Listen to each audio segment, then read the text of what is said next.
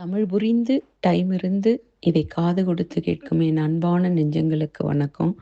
நான் சொல்லப்போகும் ஒவ்வொரு குட்டி கதையுமே அது எனக்கு ஒரு குட்டி சந்தோஷத்தையோ இல்ல என்ன பலமா யோசிக்க வச்சிருக்கும்.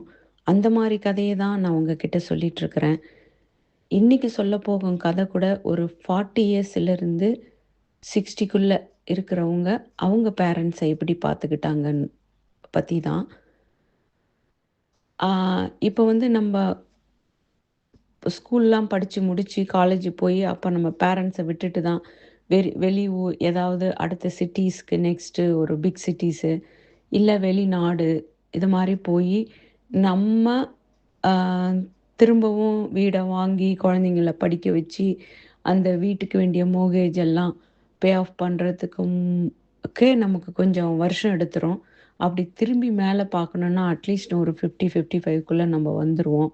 அதுக்குள்ள பல பேர் வந்து பேரண்ட்ஸ வந்து யாராவது ஒரு பேரண்ட்ஸு, இல்ல இப்படி இழந்திருக்கலாம்.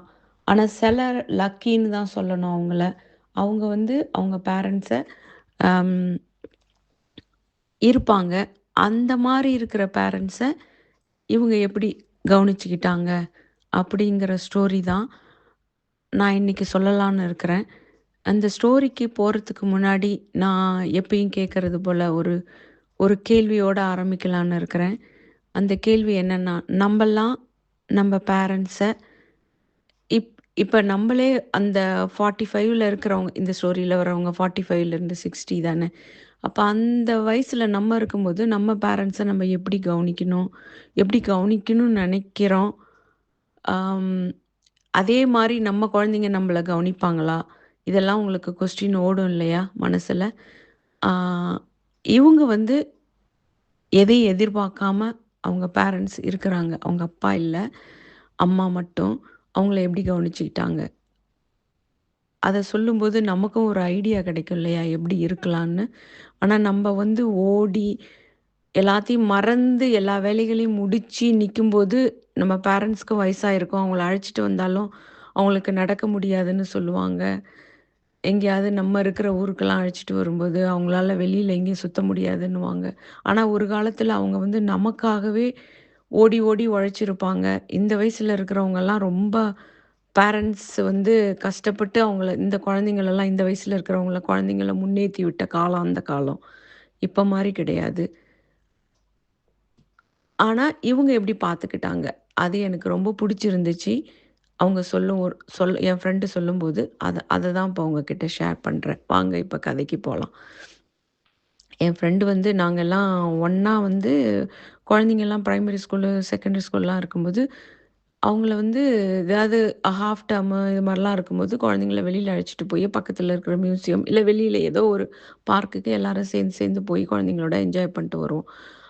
அது மாரி பிள்ளைங்கலாம் கொஞ்சம் நல்லா செகண்டரி ஸ்கூல் வந்து அதுவும் அந்த லெவல் ஏ லெவலுக்கு அந்த லெவல்ல இருக்கும்போது, அப்போ ஒரு நாள் "நம்ப இந்த ஹாஃப் டேர்ம்ல என்ன பிளானு?" அப்படின்னு சொல்லதும், அவங்க அந்த ஃப்ரெண்டு சொன்னாங்க, "இல்ல இந்த ஹாஃப் டேர்ம்ல வந்து எனக்கு வந்து அ பிளான் எதுவும் இல்ல. ஏன்னா பையன் வந்து அவருக்கு படிக்கிறாரு. அவங்க ஹஸ்பண்ட் வந்து இந்தியா போறதால எங்கேயும் பிளான் இல்லன்னாங்க." "அப்ப இந்தியாவா? என்ன?" அதுவும் அந்த ஹாஃப் டேர்ம் வந்து 1 வீக் ஹாஃப் டேர்ம் வேற. அப்ப கேட்கும்போது, "இல்ல, இல்ல அவங்க அம்மாவுக்கு வந்து நீ சர்ஜரி பண்ண போறாங்களாம்.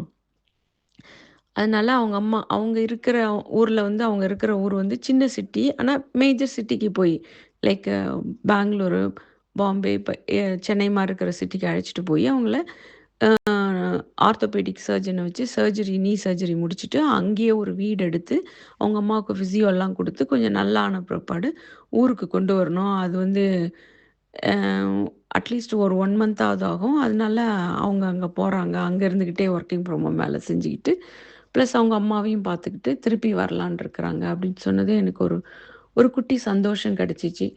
அப்புறம் சரி நல்லது, நல்ல பிளானு அப்படின்னு நாங்கலாம் பேசியிருந்துட்டு, அப்புறம் சொன்னாங்க, "இல்லங்க இது மட்டும் கிடையாது. இந்த லெக் சரியானதும் ஊருக்கு போயிடுவாங்க. அப்புறம் 6 மந்த்ஸோ இல்ல 1 இயரோ அவங்க ஹெல்த் கண்டிஷன பார்த்துட்டு, திரும்ப அடுத்த நீக்கும் சர்ஜரிக்கு அவங்கள திரும் அழைச்சின்னு வந்து அதே ஹாஸ்பிட்டல்ல திருப்பி சர்ஜரி பண்ணுவாங்களாம். அப்ப இவரு போக முடியலன்னா, அவங்க தம்பி ஒருத்தர் வேற நாட்ல இருக்கிறாரு. அவங்களும் அவங்க அக்கா வந்து ஊர்ல வந்து கைனகாலஜிஸ்ட் நல்ல சர்ஜன்.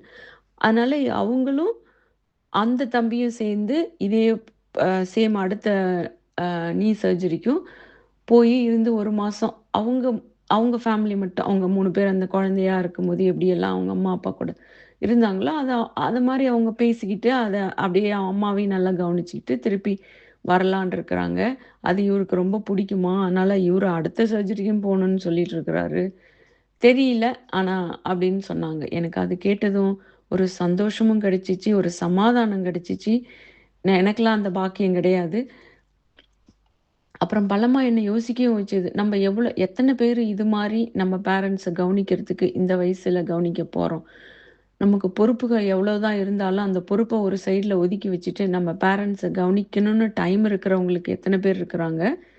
அதுபோல அத நெனைக்கலாம். ஆனா, அவங்களுக்கு மணி இருக்காது, டைம் இருக்காது. இந்த வயசுல அவங்க ஓடிக்கிட்டே இருக்கணும். அந்த மாரி கொஞ்சம் பேர் இருக்கலாம். ஆனா, அந்த கொஞ்சம் கிடைக்கிறவங்களாவது அவங்க அம்மா, பேரண்ட்ஸ நல்லா கவனிச்சுக்கிட்டா நல்லாருக்கும் இல்லையா? அப்படின்னு உனக்கு ஒரு சிந்தனை வந்துச்சு. அத தான் இப்போ உங்ககிட்ட ஷேர் பண்ணிக்கிட்டேன். என் எனக்கு ஒரு சந்தோஷத்தையும், பலமா யோசிக்க வச்ச ஒரு நிகழ்ச்சி அது என்று என்று சொல்லி நன்றி கூறி விடைபெறுவது மடத்தார் வீட்டின் இதயம் தொட்ட கதைகள். நன்றி, வணக்கம்.